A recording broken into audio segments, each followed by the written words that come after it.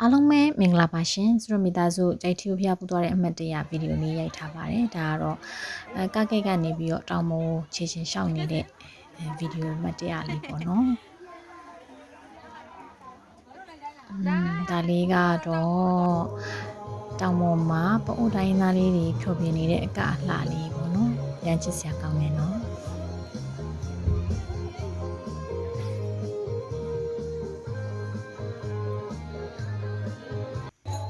ဒါလေးကတော့ရှမ်းရိုးရာဓာတ်အတိုင်းအကအလှလေးပေါ့နော်တောင်ပေါ်မှာပဲကြိတ်ထီကိုဖွင့်ပွဲဆိုတော့ပေါ့နော်ဖြောပြနေကြတာပါဒါလေးကတော့ကြိတ်ထီကိုတောင်ပေါ်အစင်ရဲ့ပေါ့နော်မောပြီတောက်စရာမုတ်လက်ဆောင်လေးပေါ့နော်ဒါကြိတ်ထီကိုတောင်ပေါ်ဆင်းလို့ရှိရင်မဖြစ်မနေတောက်တဲ့ကြိတ်ထီကိုတောင်ရဲ့ signature လေးတစ်ခုပေါ့နော်တော့ဒီဟာလေးမုတ်လက်ဆောင်လေးတောက်ရမှာစိတ်ပျော်ရွှင်စွာစေတယ်ပေါ့နော်အားလုံးလည်းကြိုက်မယ်လို့ထင်ပါတယ်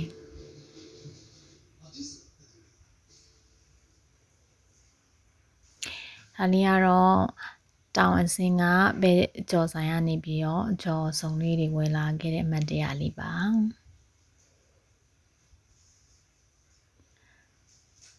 ဒါလေးကတော့ကြိတ်ထီရိုးတောင်ရဲ့အဝေးရဲ့မြင်ကွင်းလေးပေါ့နော်ဒါကတော့ကြိတ်ထီရိုးတောင်ပေါ်အစင်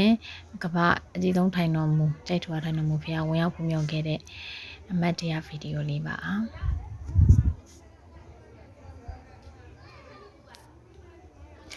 ဒါလေးကတော့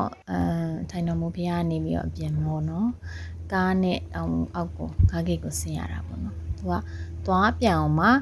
တယောက်ကို2000ပေးရပါတယ်ပေါ့နော်ကဲထိုင်တော်မူဖျားမှာစင်နဲ့ပေါ့နော်ပတ်ချင်တယ်စင်စီးချင်တယ်ဆိုလဲရတယ်နော်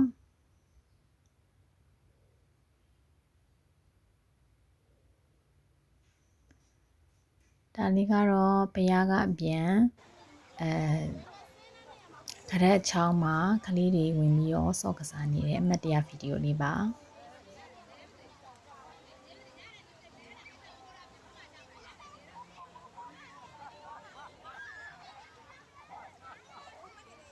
ဒါလေးကတော့အိမ်ပြန်လက်ဆောင်ဝဲလို့ဆင်ပြီးတဲ့ကျွေးပွဲဒီစိုင်နှန်းလေးတွေပေါ့